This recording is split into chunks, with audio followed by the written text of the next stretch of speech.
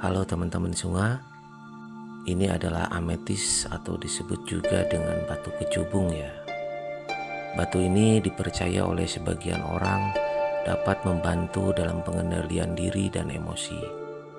Ametis juga dapat membantu meningkatkan konsentrasi, menghilangkan pikiran negatif, memberikan kedamaian dan ketenangan pikiran.